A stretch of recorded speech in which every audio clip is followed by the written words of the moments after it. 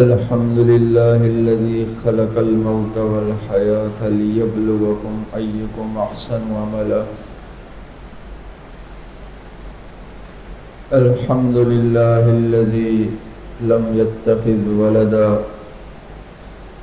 الحمد لله الذي ليس كمثله شيء وهو على كل شيء قدير. وأشهد أن لا إله إلا الله وحده لا شريك له. وأشهد أن سيدنا وحبيبنا ومولانا محمدا عبده ورسوله أرسله بالحق بشيرا ونذيرا وداعيا إلى الله بإذنه وسراجا منيرا. أما بعد فأعوذ بالله من الشيطان الرجيم. بسم الله الرحمن الرحيم. فإن آمنوا بمثل ما آمنتم به فقد اهتدوا. وقال رسول الله صلى الله عليه وسلم: الله الله في أصحابي لا تتخذوا من بعدي غرضا فمن أحبهم فبحبي أحبهم ومن أبغضهم فببغضي أبغضهم. وقال رسول الله صلى الله عليه وسلم: الدين النصيحة أو كما قال عليه الصلاة والسلام. محرم الحرام کا آخری ہفتہ ہے، اور ایک نیت میں نے یہ کی تھی کہ محرم الحرام کے اندر صحابہ کرام رضی اللہ تعالی عنہ اجمعین کی عظمت اور ان کا مرتبہ اسلام میں کیا ہے، یہ ایک بنیادی عقیدہ ہے، اس کو بیان کیا جائے. الحمدللہ بیان کیا بھی ہے، اور آگے بھی زندگی رہی بیان کرتے رہیں گے اس ٹاپک پر.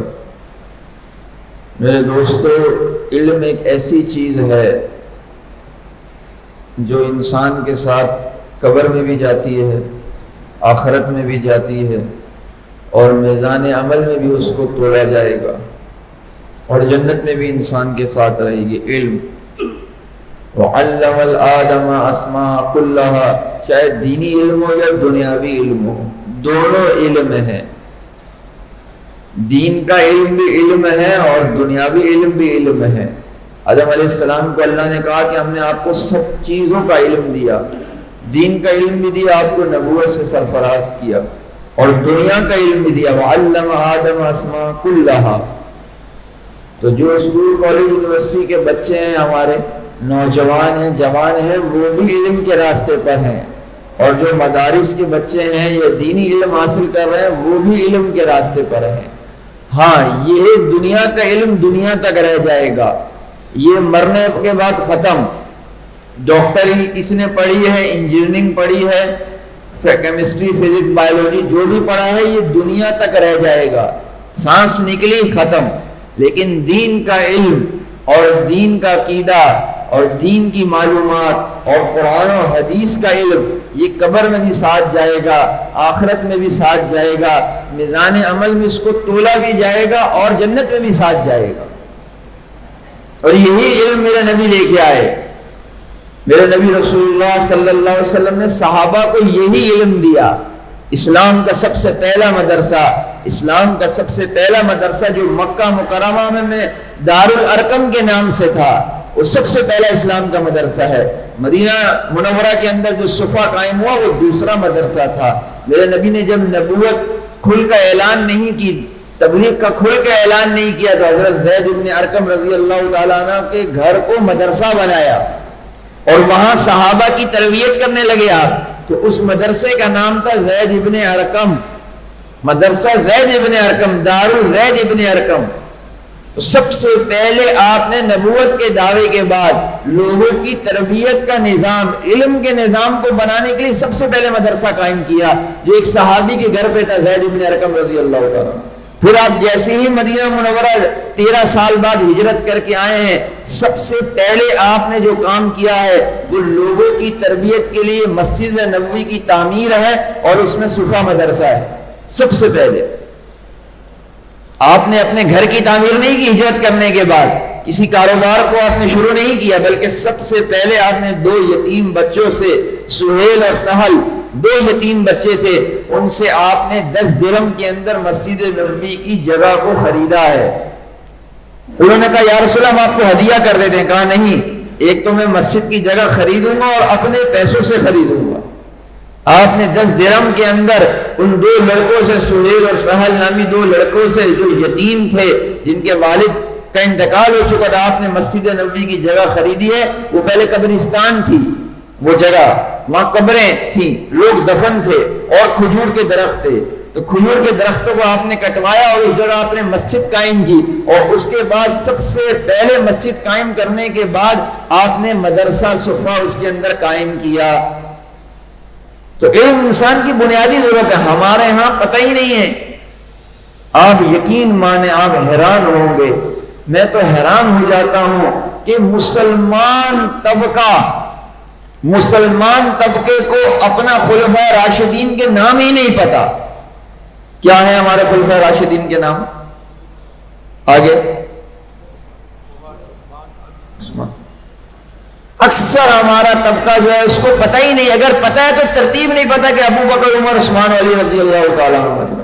ہم کس سطح پہ جا رہے ہیں، ہم کہاں جا رہے ہیں؟ اس کراچی کی سرزمین کے اوپر ایک بزرگ جنازہ پڑھنے آئے۔ جب وہ جنازہ پڑھنے آئے تو جو میت تھی اس کے 2 بچے امریکہ سے آ رہے تھے والد کے جنازے میں، انجینئر تھے امریکہ کے اندر، وہ وہاں سے والد کے جنازے کے اندر آئے۔ یہ امت کہاں جا رہی ہے، سوچنے کا مقام ہے۔ تو وہ بزرگ اس جنازے میں شریک تھے، وہ بچے جب جنازے کے اندر شرکت کرنے آ گئے تو دھاڑے مار کے رو رہے تھے۔ ان بزرگ نے ان کو دلاسا دیا کہ بھائی آپ روئے نہیں، صبر کریں، اللہ تعالیٰ آپ کے والد کو جنت الفردوس میں جگہ دے۔ وہ روئے جا رہے ہیں، بہت روئے جا رہے ہیں، وہ بزرگ بہت ان کو دلاسا دے رہے ہیں۔ ان بزرگ نے خود خواب لکھا ہے، وہ خود واقعہ لکھا ہے۔ اب وہ بچے چپ ہی نہیں ہو رہے، لوگ سارا مجموعہ ان کو چپ کرا رہا ہے۔ جو امریکہ سے انجینئر 2 بچے اپنے والد کے جنازے میں کراچی آئے، تو بزرگ بھی دلاسا دے رہے ہیں، لوگ بھی دلاسا دے رہے ہیں، وہ چپ ہی نہیں ہو رہے۔ تو کسی نے ان سے پوچھا کہ حضرت وجہ کیا ہے، آپ لوگ چپ نہیں ہو رہے؟ تو کہنے لگے باپ کے جانے کا غم تو ہے، اس پر بھی رو رہے ہیں، اور ہر ایک کو ہوتا ہے باپ اور ماں کے جانے کا غم دنیا سے، یہ 2 رشتے ہی ایسے ہیں۔ لیکن ہم اس لیے رو رہے ہیں کہ ساری زندگی ہمارے باپ نے ہمیں پڑھایا، لکھایا، محنت مزدوری کر کر ہمیں اس نے انجینئر بنایا، اور پاکستان سے ہمیں امریکہ بھیجا، دونوں بھائیوں کو انجینئر بنا کے امریکہ بھیجا۔ ہم اس لیے رو رہے ہیں، لیکن ہمارے باپ نے ہمیں جنازے کی دعا نہیں سکھائی، جنازے کی دعا نہیں سکھائی کہ آج ہم اپنے باپ کی میت پر سنت کے مطابق نماز جنازہ میں جنازے کی دعا پڑھ سکیں۔ ہم رو اس لیے رہے ہیں، ہم سر اس لیے پیٹ رہے ہیں کہ ہمیں جنازے کی دعا ہمارے والد نے نہیں سکھائی۔ ہم کیسے سنت کے مطابق اپنے والد کے لیے مغفرت کی دعا کریں؟ میرے دوستو، انجینئر بناؤ وہ بھی ہماری ضرورت ہے، ڈاکٹر بناؤ ہماری ضرورت ہے، انجینئر بنانا بھی فرض ہے، ڈاکٹر بنانا بھی فرض ہے، لیکن خدا کی قسم ہم جب دنیا سے چلے جائیں تو ہماری اولاد، ہمارے رشتہ دار ہمارے آگے ہمارے لیے ہاتھ تو اٹھائیں، انہیں ہاتھ اٹھانا تو آئے، انہیں جنازے میں سنت کے مطابق دعا مانگنے تو آئے کہ اللہم اغفر لحینا ومیتنا وشاہدنا وغائبنا وصغیرنا وکبیرنا وذکرنا وانسانا اللهم من احييته منا فاحيي على الاسلام ومن توفيته منا فتوفه على الايمان۔ ہمارے بچوں کو، ہمارے نوجوانوں کو، جوانوں کو دعا تو جنازے کی آئے کہ وہ اپنے میت کے اوپر جنازے پر دعا تو پڑھ سکیں۔ باپ سے قریبی رشتہ، ماں باپ سے قریبی رشتہ کس کا ہوگا؟ تو وہ بچے اس لیے رو رہے تھے کہ ہم انجینئر بن گئے، لاکھوں کروڑوں روپے ہم نے کما لیے، امریکہ تک پہنچ گئے، لیکن ہمیں پتہ ہی نہیں ہے، ہمیں پتہ ہی نہیں۔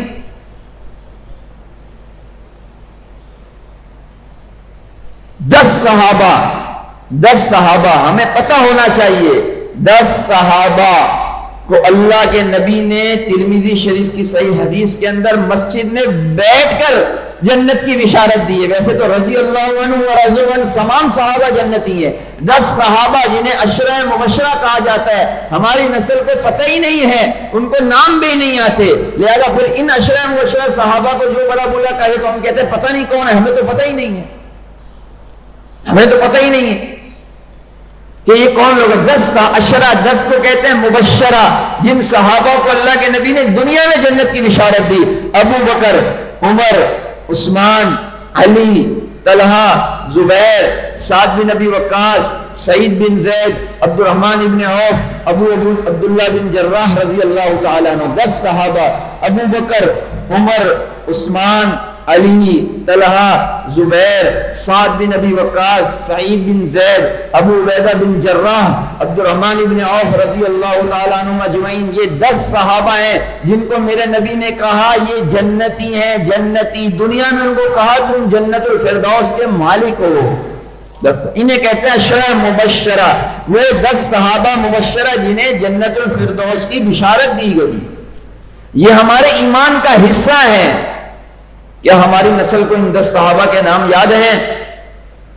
ہم نے اپنے نبی کی سیرت کو بھی چھوڑا, صحابہ کی سیرت کو بھی چھوڑا. میرے نبی کے بچے کتنے تھے, میرے نبی کی بیٹیاں کتنی تھیں, میرے نبی کے بیٹے کتنے تھے, میرے نبی کیسے زندگی گزارتے تھے, میرے نبی باپ کیسے تھے, میرے نبی جو ہے وہ سسر کیسے تھے, میرے نبی داماد کیسے تھے, میرے نبی نے گھر میں زندگی کیسے گزاری, میرے نبی نے باہر زندگی کیسے گزاری, ہمیں پتہ ہی نہیں ہے. یہ قوم اپنے نبی سے, اپنے نبی کی زندگی سے, صحابہ اور صحابہ کی زندگی سے نا آشنا ہے, نا بلد ہے, لا علم ہے. ان کو پتہ ہی نہیں ہے کہ کس راستے پہ چلنا ہے. لقد کان لکم فی رسول اللہ اسوۃ حسنہ, قرآن نے کہا ہے میرے نبی کی زندگی کے پیچھے چلو. ہمیں پتہ ہی نہیں ہمارے نبی کی زندگی کیا ہے, تو پھر ہم کس کے پیچھے چلیں گے؟ ہم ان غیروں کے پیچھے چلتے ہیں جہاں جا کے سورج بھی مغرب میں ڈوب جاتا ہے, اور ہمارا لائف سٹائل ان غیروں کے پیچھے ہوتا ہے. پھر ہماری نوجوان نسل بربادی کے اندر ہوتی ہے. اور کالج یونیورسٹیوں کے اندر کیا ہو رہا ہے, آپ جا کے ذرا چکر لگا کے آئیں. میں اس لائن کا آدمی ہوں, میں نے کالج بھی پڑھا, یونیورسٹی بھی پڑھا, کیا کچھ ہو رہا ہے, کہاں ہماری نوجوان نسل جا رہی ہے, ہمیں پتہ ہی نہیں, ہمیں پتہ ہی نہیں.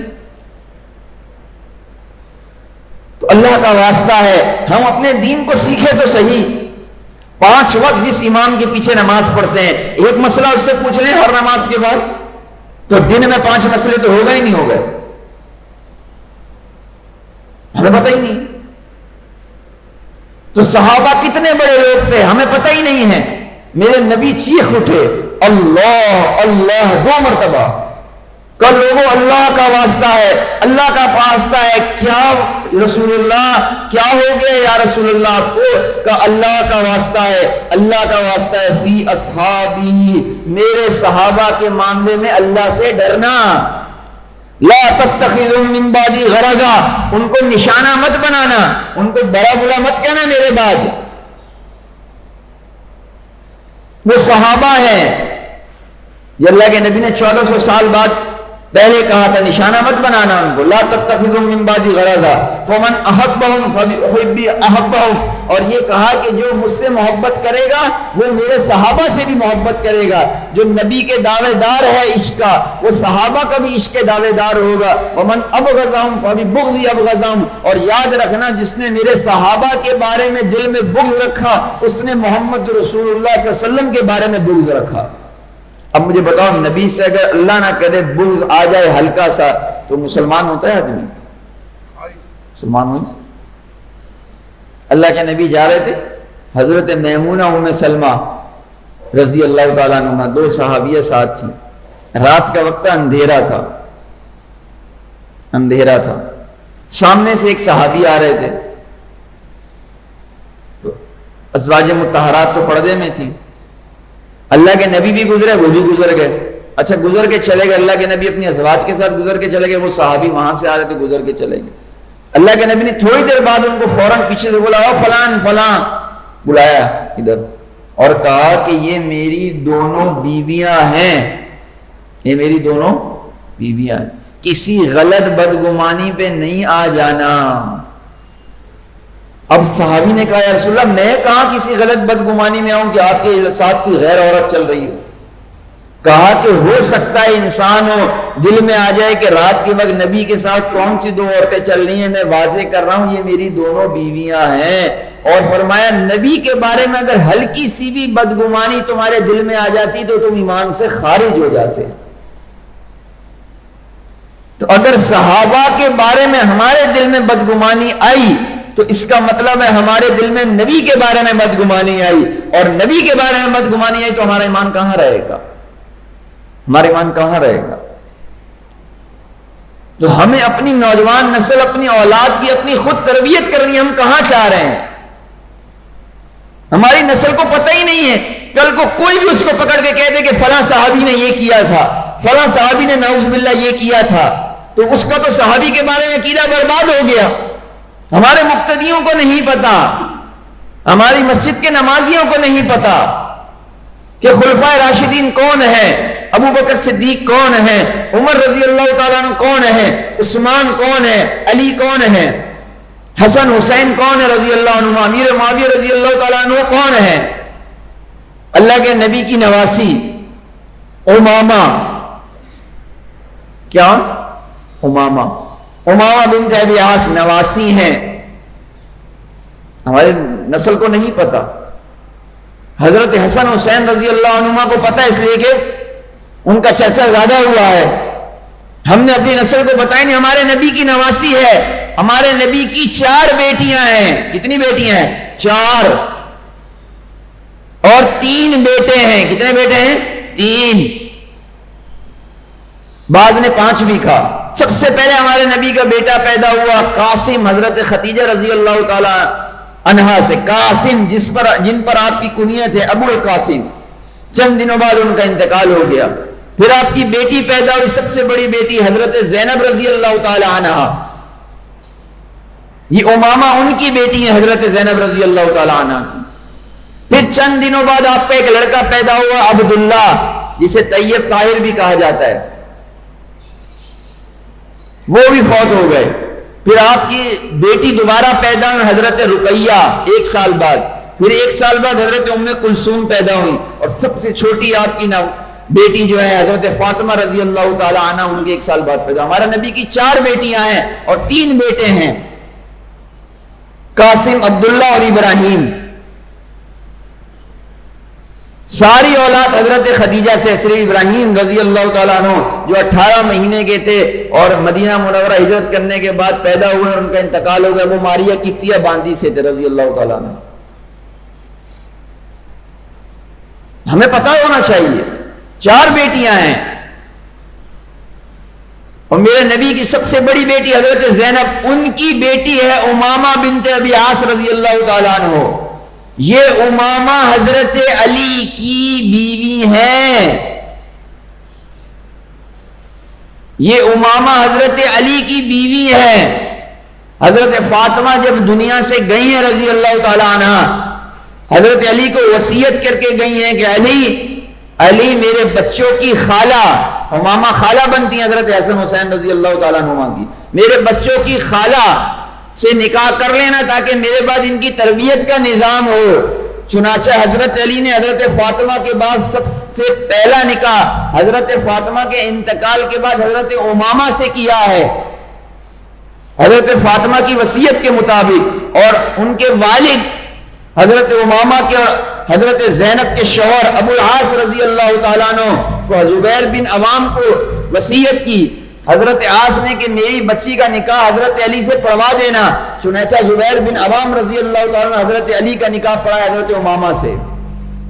یہ نواسی رسول ہے، اس کو بھی میرے نبی نے نماز میں اٹھایا ہے۔ صحابہ کرام کہتے ہیں ہم نے دیکھا، ہمارے نبی داخل ہوئے، کندھے پر ایک بچی تھی، چھوٹی سی بچی تھی کندھے پر، تو آپ صلی اللہ علیہ وسلم نماز کے لیے کھڑے ہوئے۔ جب کھڑے ہوئے تو کندھے پہ بچی بیٹھی ہوئی تھی۔ جب آپ نے رکوع کیا تو اس بچی کو اٹھا کے زمین پہ رکھ دیا، پھر آپ نے رکوع کیا، پھر سجدہ کیا، پھر سجدے سے جب آپ اٹھے ہیں تو پھر آپ نے اس بچی کو اپنے کندھے پہ بٹھا لیا۔ یہ بھی نواسی رسول ہے صلی اللہ علیہ وسلم، اس کو کندھے پہ بٹھایا ہے آپ نے۔ اور یہ بعد میں حضرت علی رضی اللہ تعالیٰ عنہ کی جا کے زوجہ بنی ہیں، امامہ بنت عاص رضی اللہ تعالیٰ عنہ۔ کیا ہمارے مقتدیوں کو پتا ہے؟ پتا ہے یہ نواسی رسول ہے، اس کو کندھے پہ بٹھایا ہے نماز میں۔ ایک بار بڑا خوبصورت موتیوں کا ہار آپ کے پاس کہیں سے ہدیہ آیا، بہت خوبصورت ہار تھا موتیوں کا، اور ساری ازواج جمع تھی مسجد میں، سب کا دل تھا کہ کسی میں سے، ہم میں سے کسی ایک کو مل جائے، اللہ کے نبی ہدیہ دے دیں۔ بڑا خوبصورت تھا موتیوں کا ہار، آج کل کے زمانے کا موتی نہیں، اس زمانے کا موتی، اوریجنل موتی۔ تو امامہ بنت عاص رضی اللہ تعالیٰ عنہ چھوٹی تھی، یہ بھی مسجد نبوی میں موجود تھی۔ اب ساری ازواج کہتی کہ شاید ہمیں مل جائے، ہمیں مل جائے، ہمیں مل جائے۔ اللہ کے نبی صلی اللہ علیہ وسلم نے کہا میں اہل بیت میں سے جو سب سے زیادہ مجھے پیارا ہوگا میں ہار اس کو دوں گا، اہل البیت میں سے مجھے جو سب سے، اپنے گھر والوں میں سے مجھے سب سے زیادہ جو پیارا ہوگا میں اس کو دوں گا ہار۔ چنانچہ تمام ازواج کی آنکھیں یوں گھومنے لگی کہ پتہ نہیں کس کو ہار ملے، گھر والیوں میں سے تو کسی کو بھی مل سکتا ہے، اور گھر والے تو بہت تھے آپ کے۔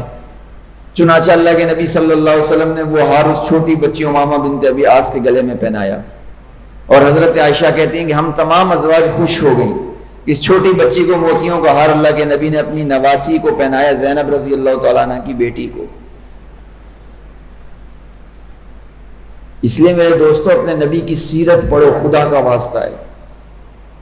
کتابیں ہر زبان میں لکھی گئی ہیں، انٹرنیٹ پہ بیانات سارے موجود ہیں، پڑھو تو صحیح ہمارے نبی کی زندگی کیا تھی،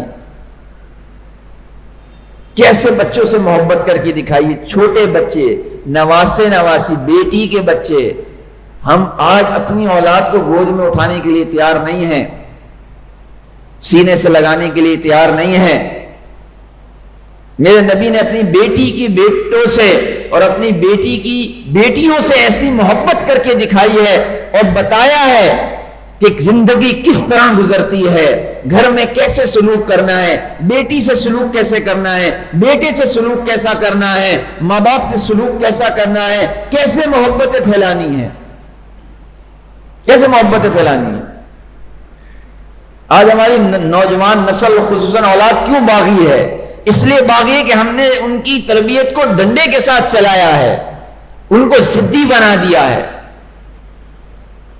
اولاد ڈنڈے کے ساتھ نہیں سدھرتی، اولاد سختی سے نہیں سدھرتی۔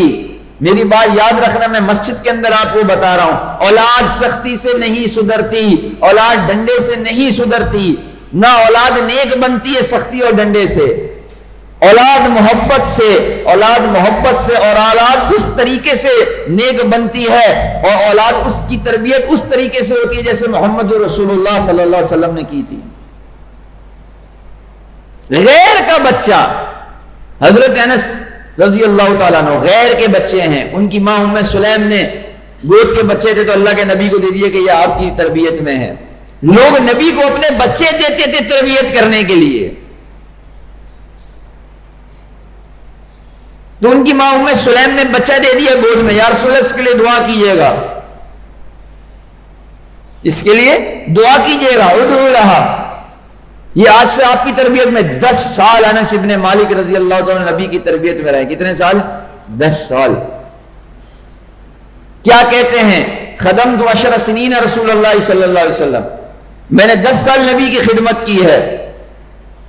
مجھے نبی نے 10 سال میں ایک دن نہیں کہا کہ یہ کام کیوں کیا ہے، یہ کام کیوں کیا ہے، مارنا تو دور کی بات ہے۔ 10 سال میں غیر کا بچہ ہے، اپنا نہیں ہے، نبی نے یہ نہیں کہا کہ یہ کام کیوں کیا ہے اور یہ کام کیوں نہیں کیا۔ 10 سال خدمت کی، خود حضرت انس رضی اللہ تعالیٰ عنہ کہہ رہے ہیں۔ پھر وہ بچہ جا کے انس ابن مالک رضی اللہ تعالیٰ عنہ بنا ہے نا۔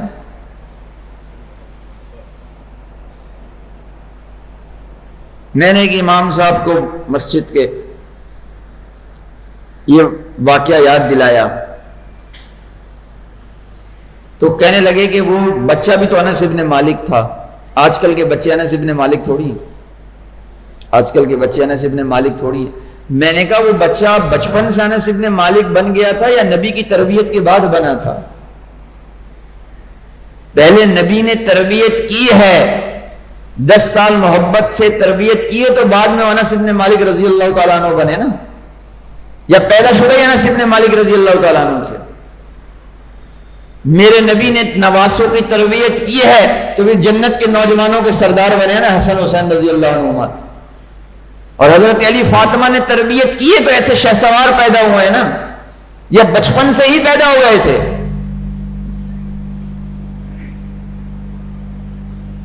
تو ہمیں اس چیز کو دیکھنا چاہیے کہ ہم کر کیا رہے ہیں۔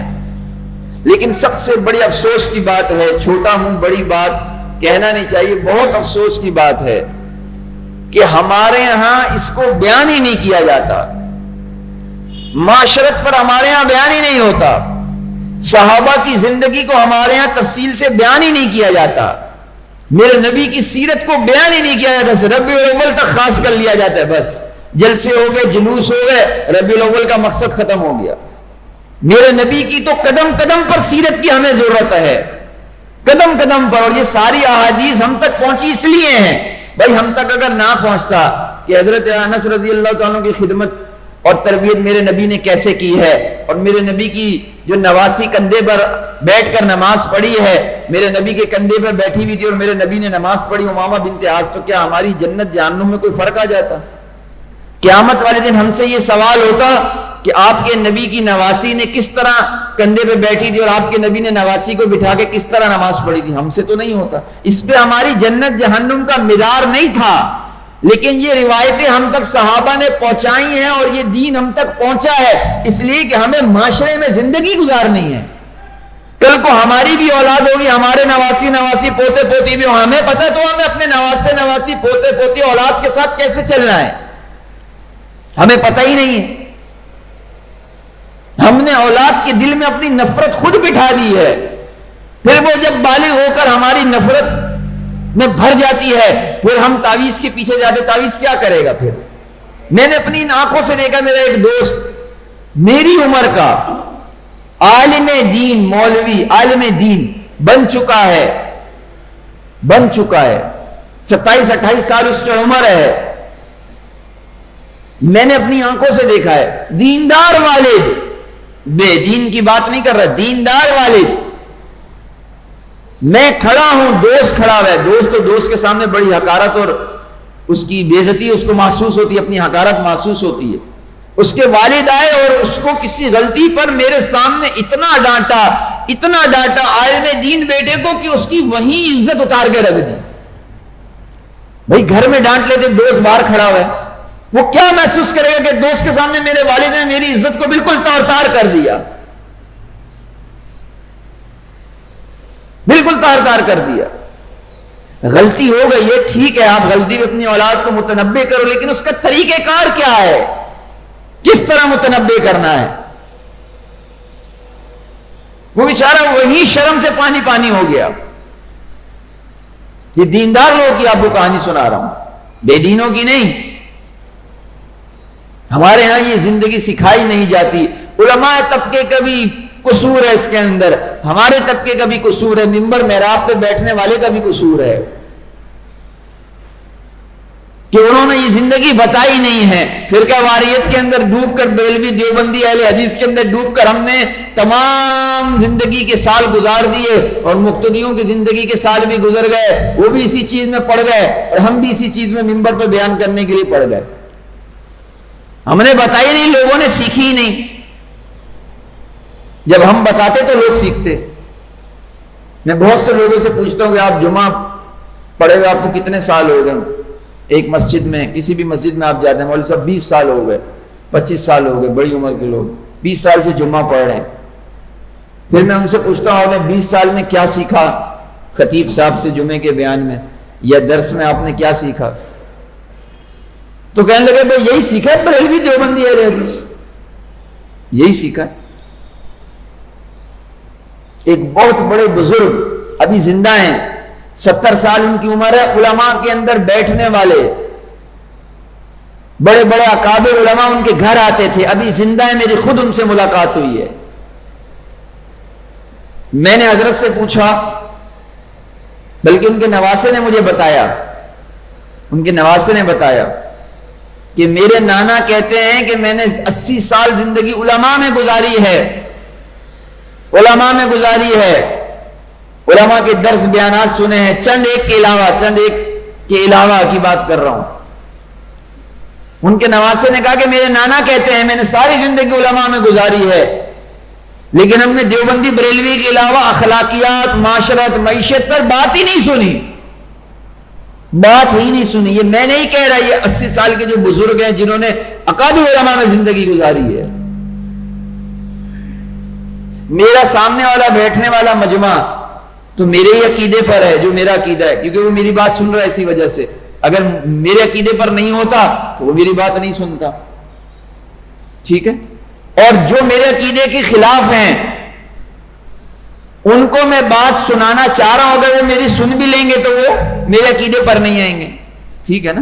میرے سامنے والا مجمع تو میرے عقیدے پر ہی ہے، اس لیے وہ میری بات سن رہا ہے، تو ان کو تو میں بیان کروں یا نہ کروں وہ میرے عقیدے پر ہے، ان کو دیوبندی بریلوی سے کوئی فائدہ نہیں ہے۔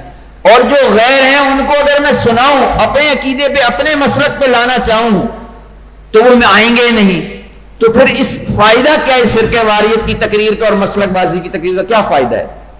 نہ غیر آئیں گے میری بات پر، اپنے تو پہلے ہی میری بات پر ہیں، تو کیوں نہ میں ان کو اپنے نبی کی زندگی بتاؤں؟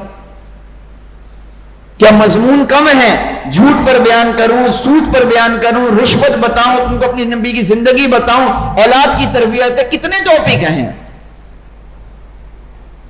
یہ تو تربیت گاہ ہے مسجد، تو مدرسے تو اسلام کی تربیت گاہ ہیں، مساجد تو اسلام کی تربیت گاہ ہیں۔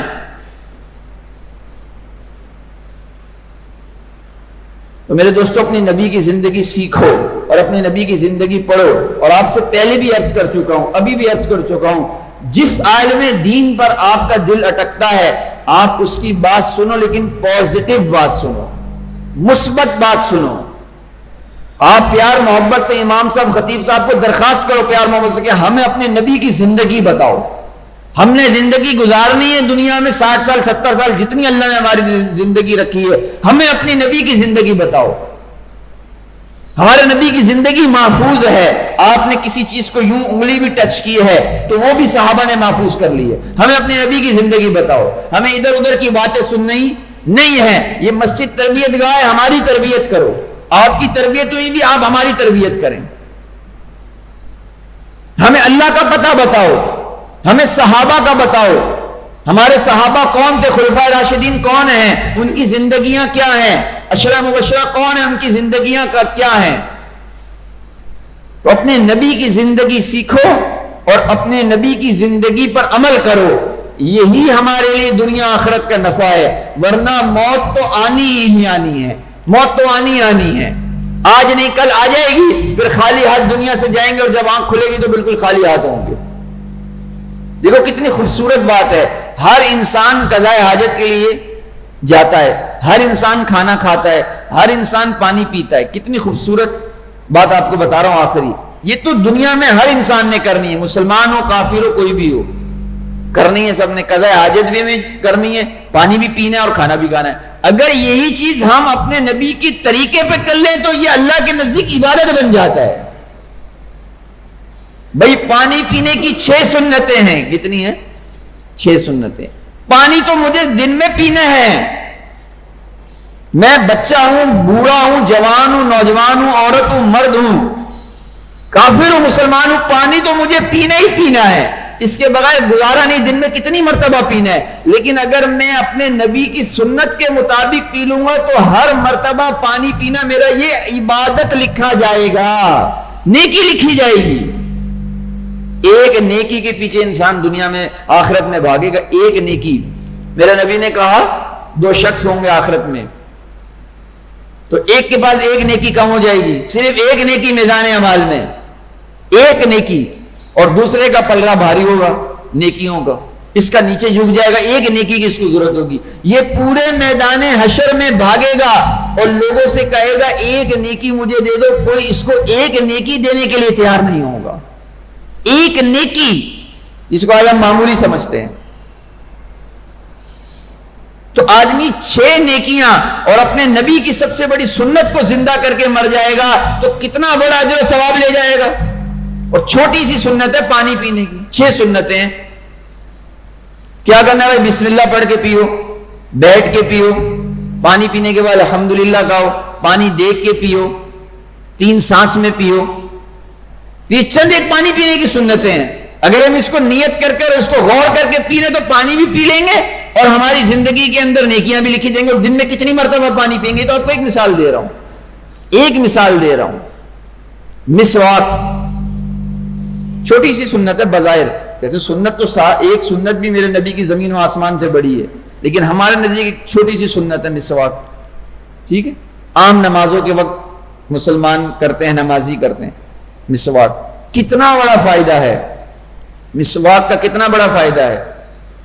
علماء نے لکھا ہے جو آدمی 5 وقت نماز کے لیے مسواک کرے گا، جو آدمی 5 وقت نماز کے لیے مسواک کرے گا، علماء نے لکھا ہے اللہ اس کو کلمے کی موت عطا کرے گا. جب وہ دنیا سے جائے گا تو اس کے منہ سے نکلے گا اشہد ان لا الہ الا اللہ و اشہد ان محمد رسول اللہ. کلمے کی موت اللہ اس کو عطا کرے گا. اور من کان کلام آخری لا الہ الا اللہ دخل الجنہ.